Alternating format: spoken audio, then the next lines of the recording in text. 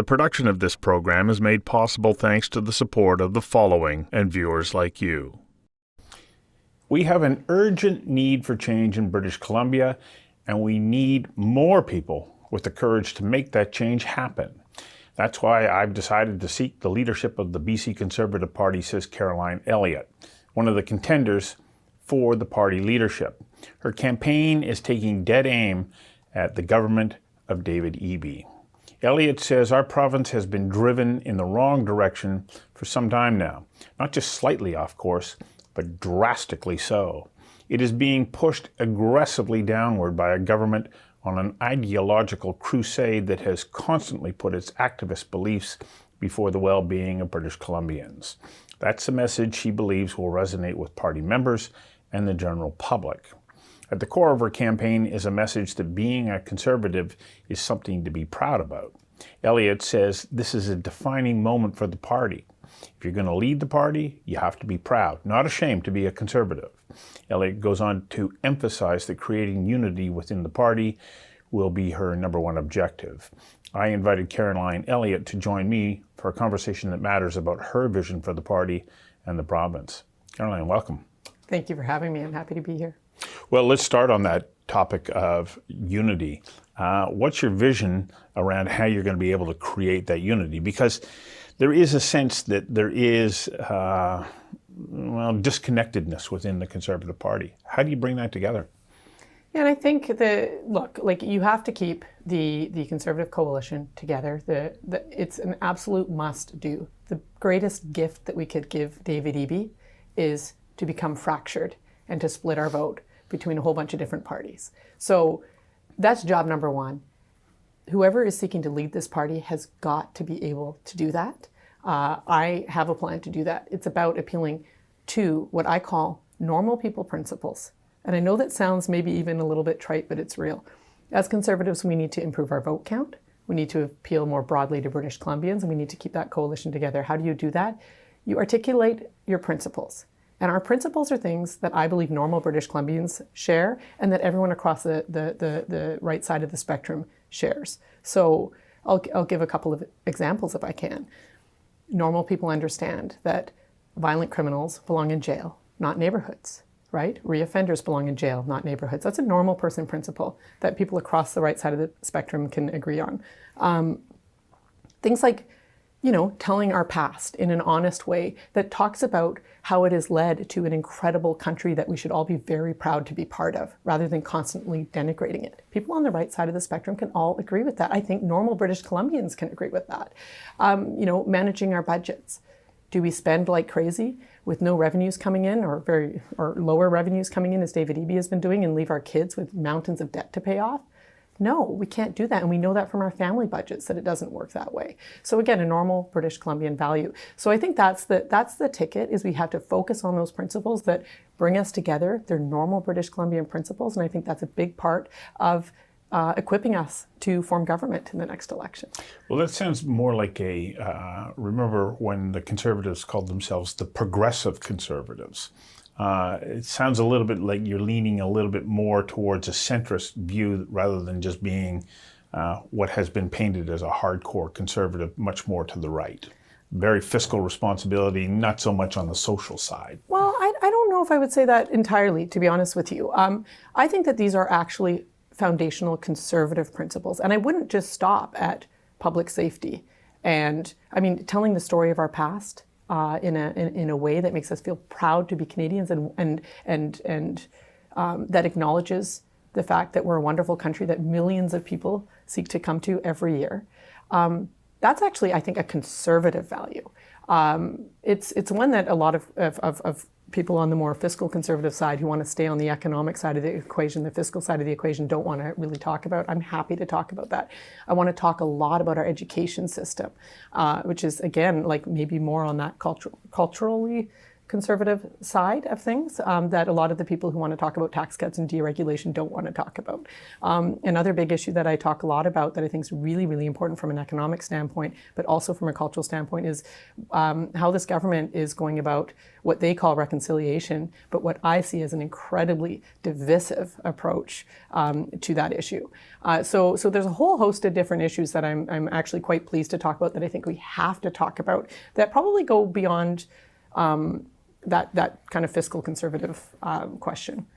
Well, let's go to the reconciliation issue, because I think that it is intertwined with any strategy moving forward to try and bolster the economy. Right now, there's so much uncertainty in British Columbia about where we're going as far as reconciliation is concerned, and also private property rights in light of the Cowichan decision. How do you propose dealing with the Cowichan decision, DRIPA, the attachment of to DRIPA legislation, in a way that isn't going to create more division and much greater pushback from First Nations? Yeah, and look, I mean, there's so many questions within that question, and each of those topics, DRIPA, Cowichan, and so on, deserves its own kind of, lengthy conversation, as you know, because it's so complex. But I'll give you the best I can in the time we have, which is like the direction this government has taken us has been incredibly divisive. It has been what I think it's actually eating away at our sense of social cohesion as British Columbians is perhaps the worst part of it. When you have a government that's referring to British Columbians as uninvited guests and settlers, like they're literally standing in the legislature using these kinds of words, it's toxic and it is counterproductive and it is leading to all kinds of resentment.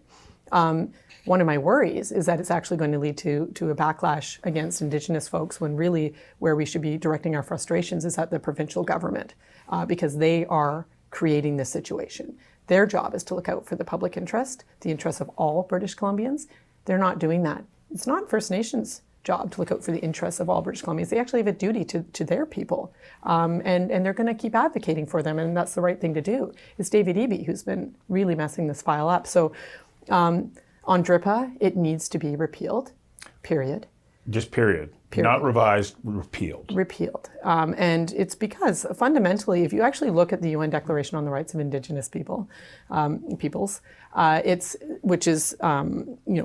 requires that BC's laws be brought into alignment with that. Well, I think the language is that it must be in accordance with UNDRIP. That's right. Which is not a legal document.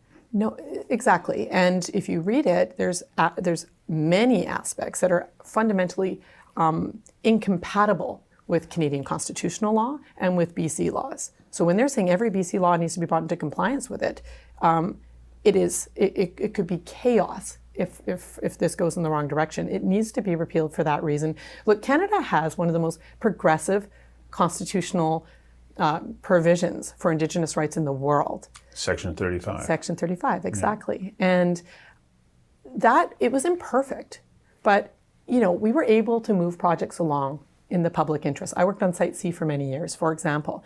In my view, that project could never have happened in the current DRIPA context, even though it's absolutely clearly needed, as most people understand. Okay, I just want a little clarification on that, though. It ran into a real challenge with Blueberry First Nation and Treaty 8, and they went to the Supreme Court, and sort of under the umbrella of the Silcotin decision, it was deemed in the greater interest, or the provincial interest, that the project went ahead against the objections of those First Nations that still didn't want it to happen. Yeah. Yeah. Yeah. Sorry. So there were multiple First Nations in the project area. BC Hydro reached impact benefit agreements with many of those First Nations. There were a couple of First Nations who did not want to see the project proceed. Period. For their own reasons, and that's fine. But what BC Hydro was able to show in the courts was that they had met their provisions under, and the BC government, I should say, in approving the project, and the Canadian government had met their obligations when it came to what the Constitution requires, which is deep and meaningful consultation, accommodation where required. They tried to reach agreements with the different groups, and they were able to show that in the courts, and the government was able to say, that we've met those thresholds and we'd like to proceed in the public interest. And the courts agreed, yes, you can proceed in the public interest. Where DRIPA is different is when you start outlining consent provisions for projects, how do you have a project proceed if a First Nation representing 500 people disagrees? When a project's in the interests of 5+ million British Columbians. And that's where we're at today because of David Eby. The production of this program is made possible thanks to the support of the following and viewers like you. And the impact on that on investment climate in an economy that is projected to, at best, see maybe 1% GDP growth. It has quite an interesting impact. It does. So you have these consent provisions, you have the uncertainty on the land base, particularly because of now we have the Cowichan decision coming down, which puts private property rights into a very uncertain situation. So if you're an investor who can put their money anywhere in the world, they can create jobs and send home paychecks anywhere in the world, they're looking at British Columbia right now and they're saying, I don't know if that's the place we want to invest right now. And it's not just this file. Like, I don't want to suggest that it's only this file that's creating that chill in the investment community. I think it is also, the level of regulations we have. It's the very uncompetitive tax environment we have. Like, there's a whole bunch of different things that are leading us to this place. But I think it's very, very troubling from a prosperity perspective.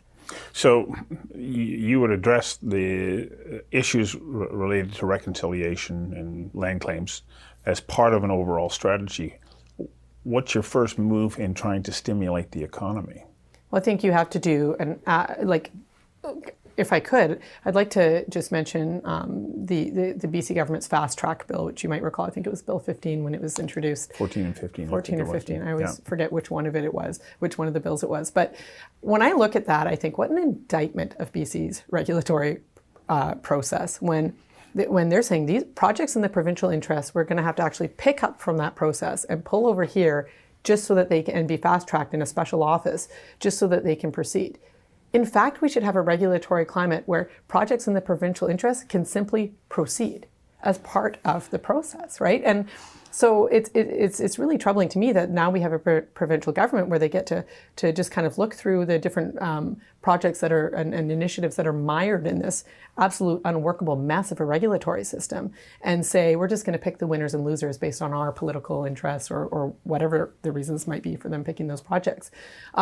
So we need to have a really thorough look at the regulatory process we have. We need to look at how we are enforcing timelines to make sure that projects and proponents are getting speedy responses in terms of whether they can proceed. Government says, oh, well, we couldn't possibly, pull every project into the fast track process. We don't have the manpower and the capacity to do that. It's not about hiring more bureaucrats. It's about looking at the absolute crazy number of hurdles these projects have to jump through in the first place. Again, to bring up Site C, that project, its environmental impact statement was 15,000 pages. Mm-hmm. Like, if you're an investor, again, you're looking at this and you're thinking, like, I don't know if I want to do that. And you don't even know at the end of that if you're going to be approved. So how and do you actually go back within the workings of government and say, we're going to streamline this process. We're going to actually put together or move the bureaucracy to be more proactive in trying to work to, yes, we can do this, rather than no, we can't. That's exactly it. And you almost took the words out of my mouth. Like, I think we have to start from the premise of, we welcome this, we want it to happen. Here's how we can make sure that we're doing it responsibly, instead of roadblock after roadblock after roadblock, sending a message to the world that we're not interested in building or attracting investment to this province. Like, I always say this, we live in, we are so fortunate to live in a province with an absolute abundance of natural resources. We have a talented workforce. We have the technology. We have an amazing location relative to the rest of the world. We've got access to markets in the Asia Pacific. We've got obviously the US down south, although there's some challenges there obviously at the moment. But most of the world would kill to be in our position. And yet we just throw up roadblocks. And we say, no, we don't want prosperity here. We don't want success here. We want to find ways to say no to things. And I think that's what this government under David Eby has been doing. And I think that's why we need a drastic shift. Like, we talked about courage when when you referenced my remarks in your opening comments. This requires courage because the level of change is so drastic that I think there's going to be a lot of people saying, oh, well, here's all the reasons why you shouldn't do this or you can't do this. But I think the vast majority of British Columbians will understand, yes, we want this. Yes to prosperity.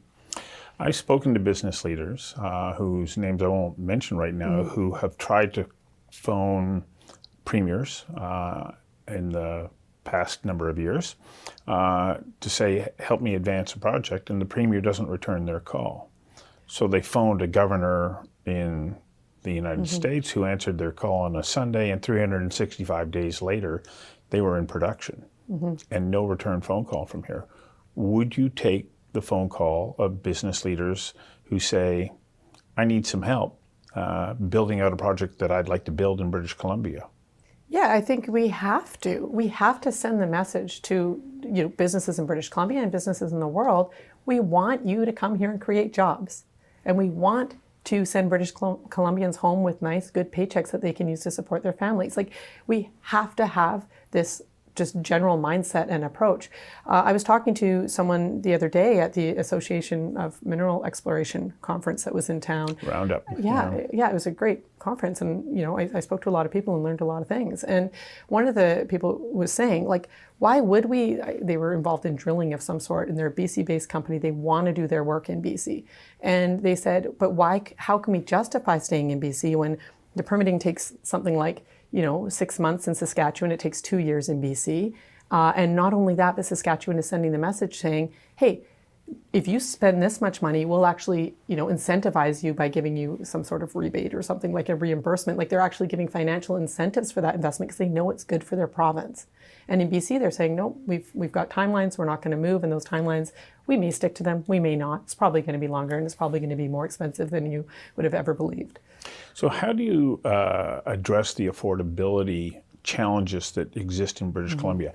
And I bring this up legitimately. A week or so ago, I was at an event. I bumped into people that I've known over the course of my lifetime. How are your kids? They've all moved away. Like, they're not in British Columbia, and it shocked me. And why? They can get a better paying job and lower cost of living somewhere else. Some of them are in the United States and others are in Alberta.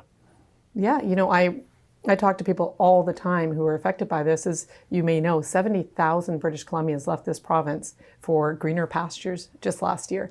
These are people that we've invested in, right? We've educated them through our school systems and through our university students. Usually they're the best and brightest of us, but they have that drive in them to succeed. We want that drive to be staying here in BC, but it's going elsewhere. For all the reasons you mentioned, housing costs are like impossible for the younger generation, including some of my own siblings, many of my friends. You've got people often lose sight of the impact that taxation has on affordability, where probably the biggest expense for many people is the amount of tax that government takes out of their paycheck in terms of a single expense. So when you see even just the level of wasteful government spending, the fact that they're just spending like drunken sailors, frankly, with nothing to show for it. Every dollar that they're spending is taken out of someone's paycheck who's trying to find out how they can make rent and buy groceries. And we have to have that lens on things as government too. The production of this program is made possible thanks to the support of the following and viewers like you. So what do you do about addressing this remarkable deficit and debt that has been piling up over the last couple of years? We see revenues sagging on the inside, and the costs have been soaring. Now, Finance Minister Bailey has said that she's going to be the most unpopular person in British Columbia because she recognizes that there's going to have to be some austerity. But if you come in and inherit this, you're really going to have to take a very harsh look at expenses and revenue. Yeah, and I think, it's some people compare this moment to 2001 when the BC Liberal government came in after what they called the dismal decade of the 1990s under the last NDP tenure. This is a lot worse. So whatever those challenges were then, and they were very difficult, this is even more difficult. And so I don't think any of us should underestimate the challenge ahead of us. The biggest thing, I think, is looking at what outcomes we're achieving for spending and whether or not they're working. I think you name the policy file that you care about or that your viewers care about, whether it's healthcare or education or public safety and so on. Chances are none of those things are working properly. So for all that spending, we've achieved nothing. I think the moment demands a very serious core review that says, are we using every dollar that we take from taxpayers, the same people who are struggling with their rent or their mortgage and their groceries, are we spending every one of those dollars we're taking from those people responsibly and directing it to an immediate outcome that's actually being achieved? And I think we have to do that. There's so much waste in this government. It's unbelievable. You might even recall when David Eby first came to office after John Horgan left him a surplus. And he was handing out literal, I don't know if literal is the right word, but actual blank checks across the public sector saying, spend this money. I don't care what you're spending it on, just spend it. And it was absolutely crazy. So, and that trend has gone on and on. I read a column recently by some economists who you and I think both know, who said David Eby may be the worst fiscal manager in British Columbian history. And I don't think they're wrong. So we have an infrastructure deficit in this province. And if we're running up into fiscal challenges, how are we going to be able to address that infrastructure deficit? Would you reintroduce or welcome the idea of public-private partnerships on infrastructure development? I think we have to look at, again, like tying, and this is something that I've been very critical of the NDP of. They've been so ideological that they've lost sight of outcomes. So they will pursue something to the ends of the earth as long as it checks the boxes of their activist way of doing things. But they don't really care if it's achieving results, and that's across multiple different files. But I think on this file as well, we have to not be ideological about it. We have to be outcomes-based. If we can deliver better for taxpayers through those models, then yeah, we should be looking at doing that. Of course we should, and that has to be our lens for almost everything. Clean BC. It is a great aspiration. There's no doubt that we have to make sure that we're doing everything that we can to protect the environment. But there are policies in place right now that aren't making sense, and they are causing the economy to throttle back. What's your plan for Clean BC? Clean BC needs to be scrapped. Scrapped? Yeah, I think it does. That plan is costing British Columbians more than Trump's tariffs in terms of the opportunities and in terms of the impacts on our province. And the NDP love to point down south and say everything is, that guy's fault. And I don't disagree. He's doing some serious damage here in BC, but we're self-inflicting damage as well through these policies. I'm sure there's elements in Clean BC that existed under a previous banner before that plan even came in, and maybe there's some argument to keep them, and without getting into all the specifics. But by and large, we need to recognize that we need to be making it easier for, as we talked about at the beginning, for investment to succeed, for people to keep more of their money, and to be able to build a thriving economy in this province. And I think that plan puts up a lot more roadblocks than it does opportunities. And I think sometimes as British Columbians, we lose sight as well of the fact that we have a lot to contribute to the world from a climate perspective. And one of those big things is LNG, of course, right? Is making sure that our products are getting overseas to displace fossil fuel fired generation, for example, from an electricity perspective, that's actually worse for the environment, whether it's coal plants or what have you. So we have an opportunity to contribute that actually creates jobs and builds opportunity in BC in a meaningful way.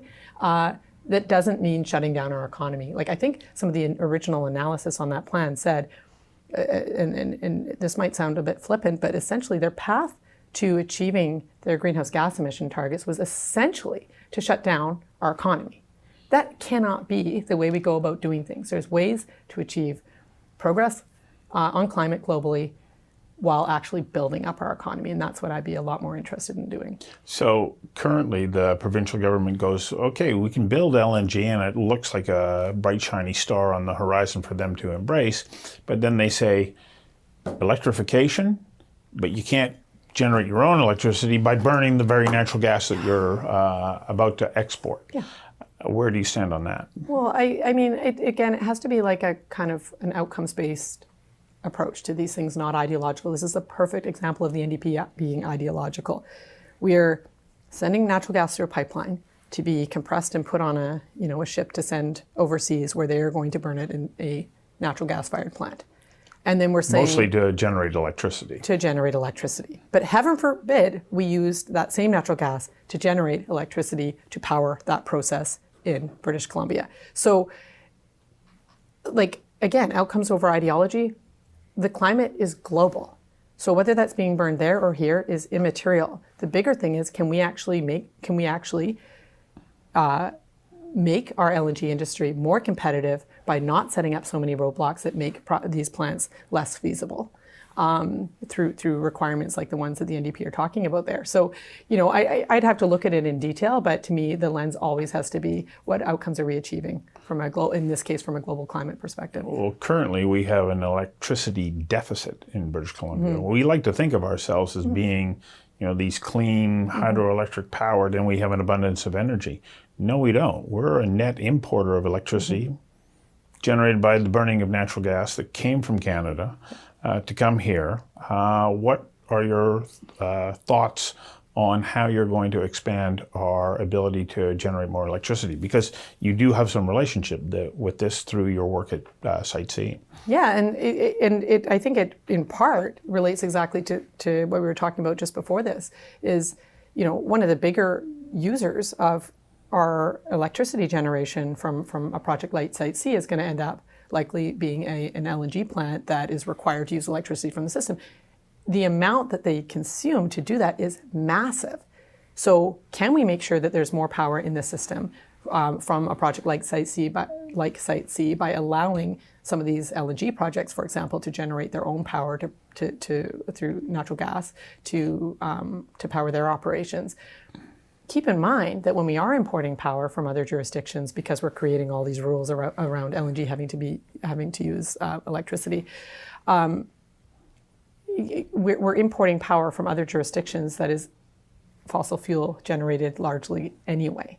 So I think we're living in this weird delusion where we think, we're super clean and we're going to require all these projects to be clean, but we're actually going to create a deficit, which means we bring in fossil fuels. It doesn't actually add up or make sense. And so again, it has to be that lens where it says, are we making sense? And if not, let's make some big changes.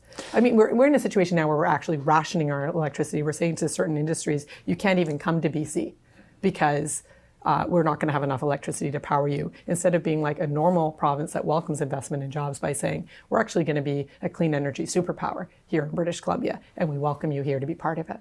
Okay, one more question on that EV mandates. We've seen the feds back off, and there's hints that may be even happening here. What is your take on, or your stance on where you're going to go with EV mandates? Yeah, the truth is I haven't thought deeply about that particular question. My general sense of it from just kind of where I come from more generally, I think choice is a good thing. I think allowing consumers choice is a good thing. So requiring these EV mandates that put pressure on the system in all kinds of ways, especially when we are having to import power. It's like, okay, so we're importing power from fossil fuels to power EVs to avoid fossil fuels. Do you see what I mean? It doesn't actually make sense. So I think the bigger question has to be, consumers are going to decide what they want. There's going to be a price point probably down the line where an EV makes sense for them to select for their own reasons. And generally speaking, that would be my approach to it. So my suspicion would be I'd be happy to see those EV mandates lifted. The production of this program is made possible thanks to the support of the following and viewers like you. To switch gears to a very unfortunate topic right now is mental health. And I'm going to say, we'll come to mental health and addiction later on, but mental health right at the moment is right in the headlines right now. Yep. We are not meeting the needs of people who require mental health assistance. What's your plan? Well, I completely agree with you, and I have a lot of concerns. I mean, my kids are young, and I look at just, kids who are just a little bit older in the high school system, especially, where you're seeing really high rates of anxiety, really high rates of depression. It's looped into a whole bunch of other issues, and I don't think it's an easy fix. But I think that ensuring there are the resources there so that when a kid does need help, that it's there for them in that moment, and not waiting weeks until it might be too late, or months until it might be too late, but in that moment making sure that they have the care and resources they need. I think there's some proactive aspects to this as well that we can do as a province, but certainly when we're at the point where a kid's having struggles, that we're all over it in terms of wrapping them with the care and support that they need. Well, intertwined with that is drug use and addiction. How do we find a way out of this? We've been calling it an emergency for more than 10 years now. 6 people a day are still dying. How do we address this? Yeah, I think so. And when we're talking more on the addiction side, like you look around, I mean, it's not confined to the downtown east side, although that's what our minds often go to. It's throughout the province. It's throughout the province, and it is even in households where you don't necessarily expect it, right? And there's a lot of, I think men are disproportionately affected by it, but it's men in all walks of lives. Then there's the severe addictions and mental health crises that you see down in the downtown east side in that kind of environment. I think that this is where one part of the addictions piece has to be really focusing on getting people well.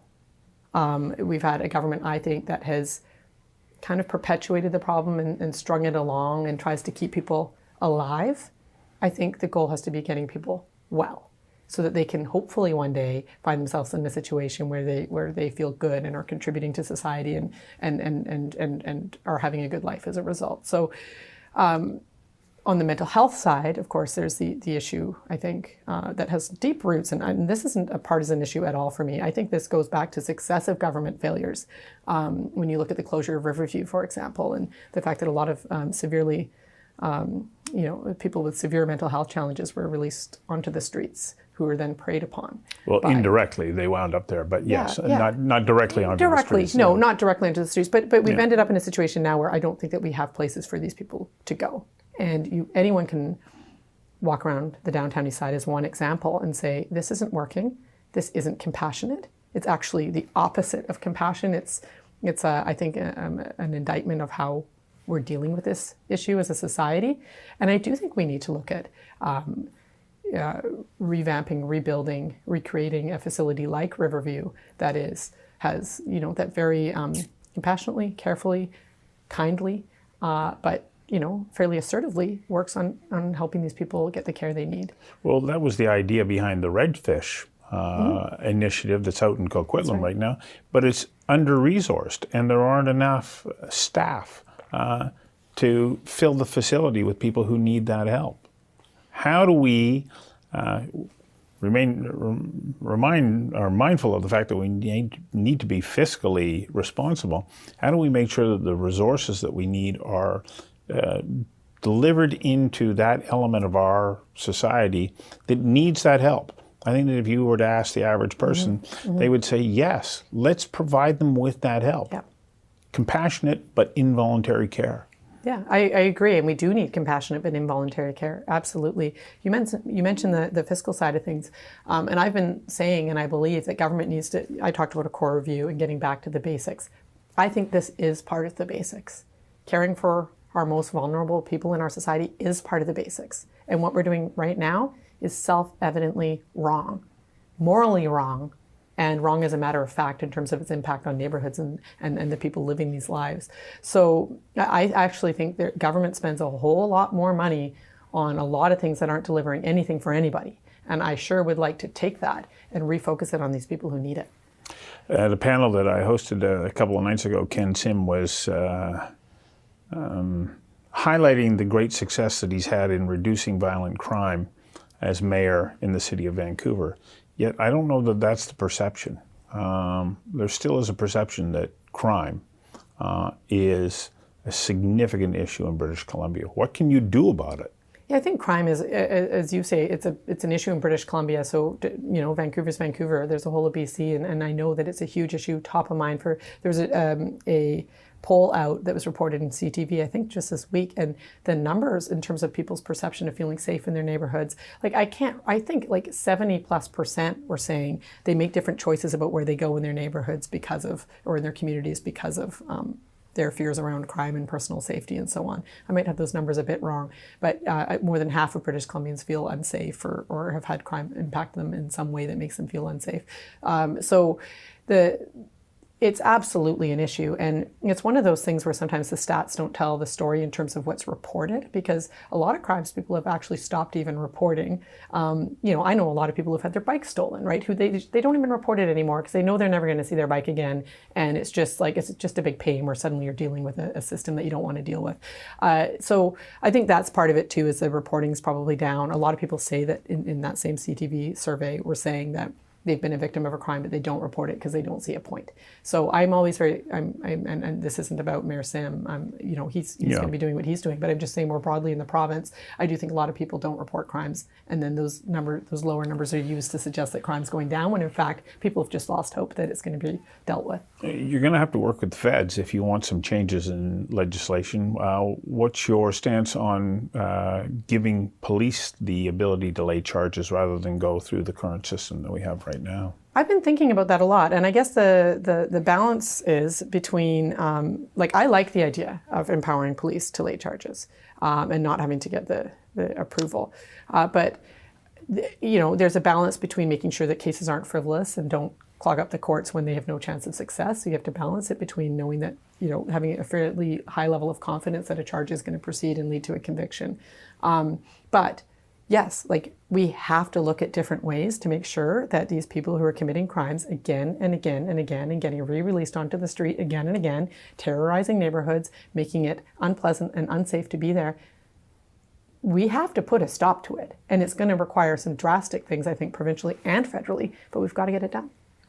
Another topic is healthcare. Mm-hmm. We have a perception that we've got a world-class healthcare system, and in many ways we do. Mm-hmm. There's no doubt about it. But it also is coming up short. ER closures. We see challenges with 911 paramedic calls. All these systems are being taxed. You go into a wait list, and it could be 2-3 years before you get treated. And yet we've got this belief that, nope, it has to be protected against all costs, and that there can be no introduction of private care, even though it happens in British Columbia for politicians, for judges, for police officers, for people who are in prison. They all get private health care, but the general public doesn't, and we've got a system that's sagging. Where are you at as far as your willingness to take on or approach the idea of introducing other models of healthcare delivery?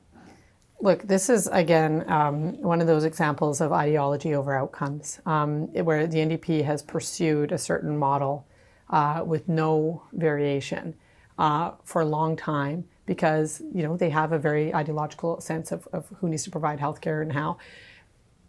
I think what British Columbians actually want is a government that looks around the world and says, where are they succeeding? Where do people have the shortest wait lists and the best care? And in many cases, it's in Europe, right? And what countries can we look at, for example, in Europe that are doing this better than we are, and what can we learn from them? Period. No ideology, just how can we deliver better healthcare for British Columbians? Right now, as you know, under this model that the NDP has been pursuing, we have emergency room closures all across rural BC especially, but elsewhere. We've got women in labor going to their maternity ward at Peace Arch Hospital being told to go somewhere else because the maternity ward is shut down. We have the longest diagnostic testing waits in Canada. We have the longest specialist waits in Canada. It's not working very well, yet we're spending vast sums of money on it. And if more money was the answer, because people often say, are you going to cut the healthcare budget? It's not even that discussion at all. If money was the answer, we would have the most wonderful healthcare system in the world. But in fact, what we're doing is we're spending more than almost anyone in the world with some of the worst results in terms of the OECD. I shouldn't say anywhere in the world, but certainly, peer countries.